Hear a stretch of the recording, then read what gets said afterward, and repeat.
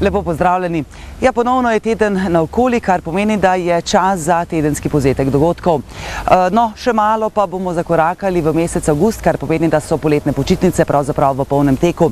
No, nažalost pa se dosti staršev dnevno sooča s vprašanjem, kam dati v času poletnih počitnic svoje malčke. Poročala sem že, da lahko 3-krat na teden svoje otroke popeljete na slovenjgraški bazen, kjer potekajo otroške delavnice. V tem tednu pa sem te omenjene otroške delavnice obiskala tudi sama. Pa poglejmo, kaj me je v ta namen zaupala animatorka Petra. Delavnice potekajo v ponedeljek, sredo in petek med 9 in 12 uro. Starostne omejitve za otroke nimamo. Igramo se različne igre. Ustvarjamo, smo športno aktivni, smo na mivki, skozi smo v gibanju. Nekateri otroci imajo s sabo kopalke, se kopamo na bazenu, gremo na bazenu različne igre, tako da jim je zanimivo, upoštevamo interes otrok, kar otroci želijo delati in tudi interes staršev. Torej tudi, če otrok ne zna plavati, se lahko udeleži delavnic? Tako kot sem rekla, nekateri otroci imajo s sabo kopalke, nekateri pa ne. Nekateri se samo ustvarjajo, igramo športne igre, hodimo po slacklineu, se igramo na mivki, iščemo luknje. Tako da tudi s tistimi, ki ne znajo plavati, ki imajo kopalke s sabo, lahko gremo v otroški bazen, pa se tam malo igramo različne igre, tekamo žogo, imamo črve, imamo rokavčke, imamo različne stvari za animacije, tako da jim ni dolg čas. Z velikimi otrocmi pa smo v velikem bazenu in tudi v malem, tako da tudi imamo različne animacije, različne aktivnosti z njimi počnemo. Kaj pa v primeru slabega vremena? Ponedeljek, sreda, petek, če pa je slabo vreme, smo pa v NKC, v Mladinskem centru Slovenj Gradec.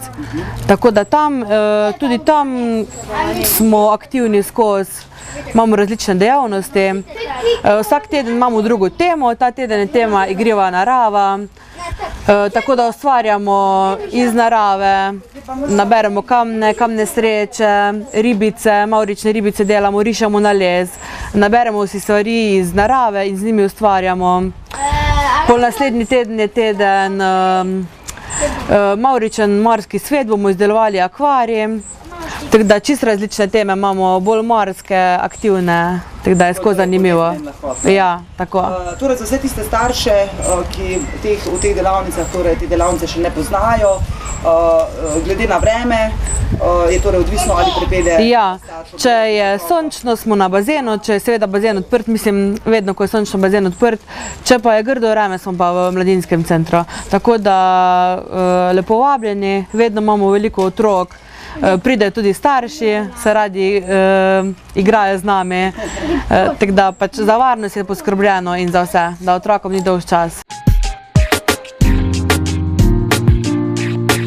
V prejšnji oddaji sem gostila župana Mestne občine Slovenj Gradec, gospoda Andreja Časa, s katerim sva spregovorila o postavljeni vodni fontani v skateparku, torej v Slovenj Gradcu.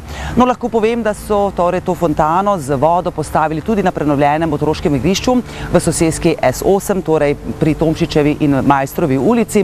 In seveda v ta namen sem spregovorila s pobudnikom in z načrtovalcem ureditve tega prenovljenega otroškega igrišča, z gospodom Borisom Rajom. Od koga je prišlo največ pobud? Verjetno od občank in občanov, ki so torej starši. Je temu res tako? Da, že vrsto let spremljam pravzaprav razvoj tega igrišča in seveda vseh igrišč za otroke, ki jih imamo v našem mestu, pa tudi širše. In mnoge občanke in občani, ker me poznajo tudi kot občinskega svetnika, se name obračajo in so se obračali name, če se bi dale kakšne stvari še urediti. In seveda tudi sam sem opazil, da bi bilo tako lep prostor, kot je ta med bloki Majstrova Tomšičeva, v neposredni bližini vrtca na Majstrovi ulici, zelo primerno in koristno urediti kot otroško igrišče z različnimi ponudbami, z različnimi programi. No in na podlagi te ugotovitve in teh informacij, ki sem jih pridobival, sem pripravil tudi en tak koncept, ki sem ga predstavil nekaterim strokovnim delavcem občinske uprave In seveda o tem sem govoril tudi kar nekajkrat na občinskem svetu. In moram z zadovoljstvom ugotoviti in reči, da je vodstvo mestne občine s strokovnimi službami prisluhnilo mojim predlogom in smo praktično skupaj in tudi v sodelovanju z Spoturom pripravili koncept za postavitev večnamenskih igral. In tako se je tudi zgodilo, da smo letos pred kratkim postavili eno največjih ali pa največje igralo večnamensko na tem igrišču. Potem smo seveda nadaljevali z uresničevanjem moje ideje, da bi tam seveda bilo potrebno pripeljati tudi vodo za potrebe koristnikov tega igrišča, tako otrok kot njihovih staršev. In tudi to nam je pred kratkim uspelo in smo tam uspeli postaviti fontano, tako kot tudi pri skate igrišču pri Mercatorju. Koncept tega igrišča je zastavljen tako, da bo seveda v nadaljevanju služil zgolj manjšim otrokom, seveda bo pa to tudi prostor, na katerem se bodo lahko in si že zadržujejo njihovi starši in spremljevalci. Zato je potrebno pač tudi graditi in dopolnjevati ostalo infrastrukturo, tako kot so različne klopi, tako kot bo različna mesta, kjer bodo lahko spremljevalci oziroma starši tudi posedeli in čakali ali pa spremljali aktivnosti svojih otrok. Torej, če pravilno razumem, klopi v tem trenutku še niso postavljene? Klopi že imamo kar nekaj postavljenih in pred 2 dnevoma sva se še z direktorjem občinske uprave dogovorila še za postavitev 3 fiksnih klopi in seveda za bom rekel tako, maskiranje zračnikov, ki so po igrišču kot moteči ob blokih Maistrove ulice, kjer bodo tudi prostori za sedeti in za pač počitek. Poleg tega bomo pa seveda nadaljevali koncept zasaditve na tem igrišču, da ne bi izgledalo, kot da tu samo umeščamo nekaj igrala brez občutka za naravno okolje.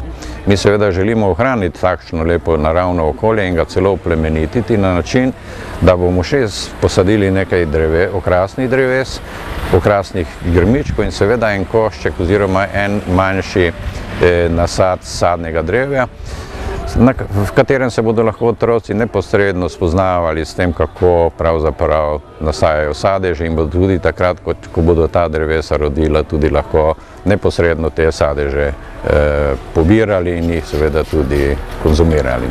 No, dostikrat se pozabi pri sami ureditvi na postavitev košev za smeti, pa me zanima, ste jih vi uvrstili v sam koncept?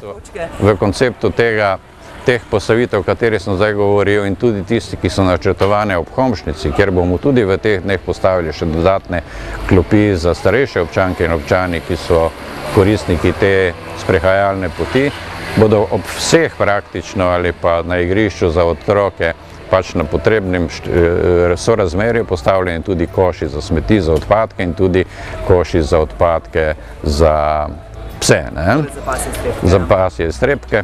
Vendar bi tokrat izkoristil priložnost, da bi še enkrat pozval, da lastniki psov le-teh na otroško igrišče ne izpuščajo, pač pa da za to koristijo za to primerne prostore. No, iz Slovenj Gradca pa se selim na Ravne, kjer se je v petek pričel gorsko-kolesarski festival Black Hole oziroma po slovensko rečeno Črna luknja. No, kot sem izvedela iz prve roke, so tako tekmovanja, kot seveda tudi druge predstave, malo pod narekovaj rečeno tisto, kar nosi ime festivala po celotni Sloveniji in seveda tudi naokoli, torej po svetu. Kateri so ti konkretni dogodki, pa mi je zaupal predsednik društva Črna luknja, gospod Anej Štrucelj. No, kot ste že omenili, dogodkov je mnogo, od dogodkov tekmovalne narave do dogodkov čisto rekreativne narave, do otroških dogodkov. Mogoče najpomembnejši, okrog katerega vse nastalo še prihaja, maraton Črna luknja je na vrsti v soboto ob 10. uri. Tekmovalni dogodki so bili še Black Hole Enduro, ki je bil prejšnji vikend, orientacijsko tekmovanje, Med tednom je poudarek predvsem na vodenih turah in izobraževanju in pa otroških dnevih. Otroški dan, glavni dan je danes, na katerem smo tudi mi. Včeraj pa predvčerajšnjem smo imeli pa tudi delavnice tehnike vožnje za otroke, kjer se naučijo pravilne tehnike uporabe koles. V petek imamo filmski večer, kjer se bo predvajal Red Bullov Rad Company, čisto nov film, ki je nastal v letošnjem letu. Vmes pa bojo še tudi razne prireditve. Predstavili se nam bojo tudi učitelji gorskega kolesarjenja, ter včeraj so se predstavili turnokolesarski vodniki, tako da program je res bogat, da mislim, da vsak od kolesarjev lahko nekaj najde za sebe. Glavnina tega festivala je torej v soboto. Glavni del je pa v soboto. Dva vikenda sta bila skoncentrirana, to sta bila glavna dogodka, enduro, ko je bil prvi vikend, in pa maraton, ki je drugi vikend, ki je pa v bistvu nosilni dogodek festivala. No, zanimivo je dejstvo, da je festival zelo ali morda celo nekoliko bolj znan na mednarodnem nivoju, za kar seveda iskrene čestitke. Hvala. Ja, to se trudimo, ker mi želimo narediti, vidimo potencial tu v Koroški regiji za razvoj gorskega kolesarjenja in želimo to predstaviti tudi tujini. V tujini je gorsko kolesarjenje zelo razvito in mislimo, da lahko tak festival tudi je en pomembnejših festivalov tudi v Evropi in po svetu. No, pred dnevi sem govorila s posameznikom, ki se ukvarja konkretno z monociklizmom. No, povedal mi je, da ste edini festival v Sloveniji, ki medse sprejme tudi torej te monocikliste. Ja, monociklisti so prav zanimivi kolesarji, kapo dol za njih, vozijo se v bistvu povsod, kjer se mi. Ravno tako so sposobni kolesarji, zato jih mi z veseljem sprejmemo medse, da nam še popestrijo dogajanje, pa da imajo tudi oni možnost se postavljati ob nami, tako se imajo po Evropi pa po svetu, jih sprejmemo tudi medse. Ste do danes že ocenili, kakšen je bil odziv in seveda kakšen obisk še načrtujete? Ja, mislim, prvi vikend je bil zelo dober obisk, je bilo dosti tekmovalcev, tudi ostalih obiskovalcev. Zdaj med tednom je malo dež nam zagodil, ampak jaz mislim, da upam, da čim več še pride, tako da vsi vabljeni.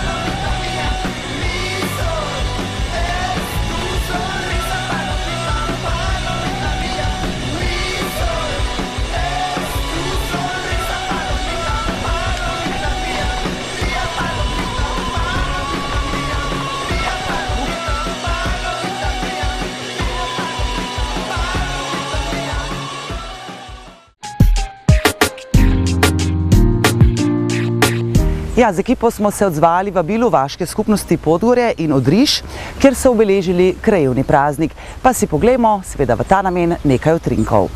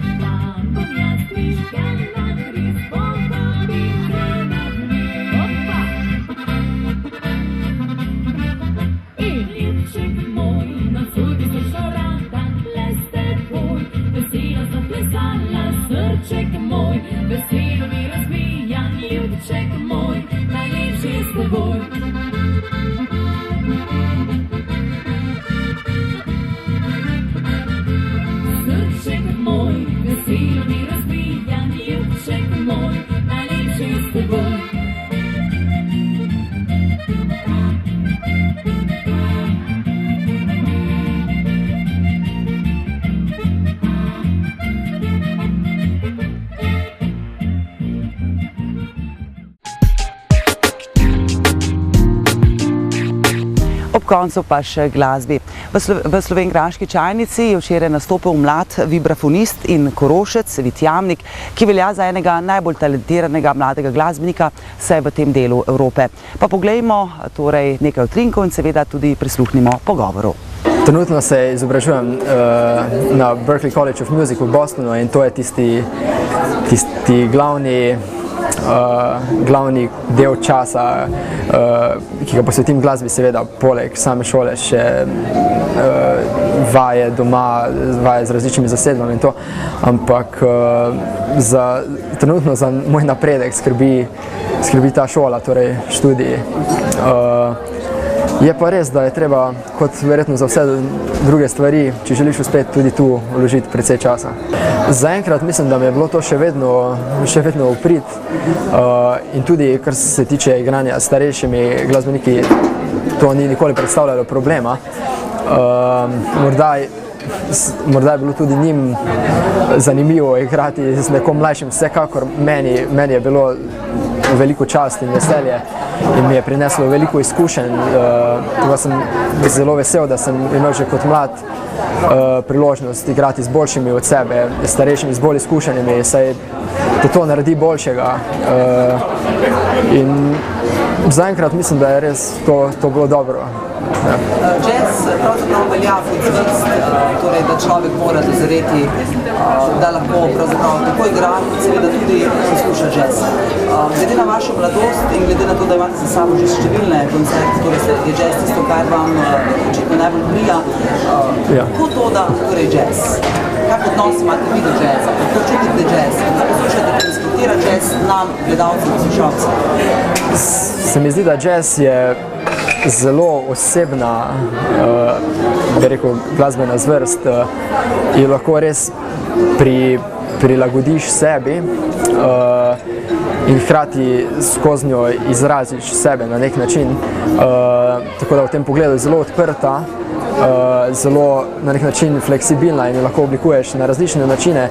Se mi zdi, da je zelo primerna za komunikacijo s publiko. Saj ne gre zgolj za interpretacijo nekaj že napisanega glasbenega dela, ampak je veliko prisotne tudi improvizacije, ki res je izrazi nek trenutek, tisto, kar čutiš, kar misliš v tem trenutku. In morda to na nek način ustreza moje osebnosti, ne vem, morda mi je zaradi tega tako všeč. Pa seveda tu veliko faktorjev. Zdaj, če ocenjujem svoj lastni koncert, se poskušam na čim več različnih aspektov osredotočiti po koncertu. Torej ne gre samo za, bi rekel, pravilnost v smislu pravilnih not in morda ritmično natančnost, kaj takšnega. Gre za neko širšo sliko, gre za energijo, ki je nastala na koncertu, za interakcijo med glasbeniki. Gre za to, na kakšen način, v kolikšni meri smo angažirali publiko, da je publika, bi rekel, sodelovala z nami, šla z nami na to potovanje. In je dosti aspektov, ki niso glasbeni v nekem teoretičnem smislu, ampak so morda bolj prvine nekega, bi lahko rekel, show biznisa ali pa tega, ki naredijo res tisti uspešen, dober koncert. Seveda pa ne moreš predvideti, kdaj se bo res poklopilo, ker se zgodi ponavadi povsem nepričakovano, da nekaj, kar nismo načrtovali, in je ravno v tem tisti čar, tista iskrica, ki da koncertu nekaj posebno noto.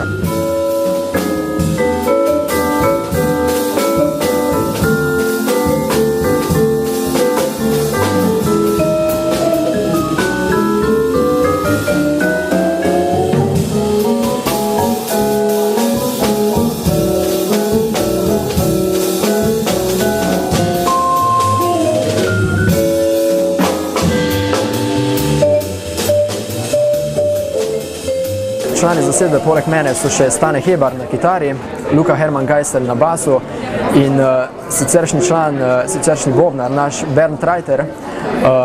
Danes je z nami Jože Zadravec, prav tako odličen bobnar iz Ptuja.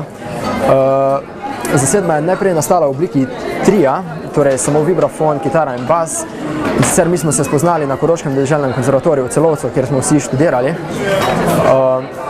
In potem kakšno leto po našem prvem skupnem nastopu se nam je pridružil še avstrijski bobnar Bernd Reiter in od takrat naprej nastopamo kot kvartet.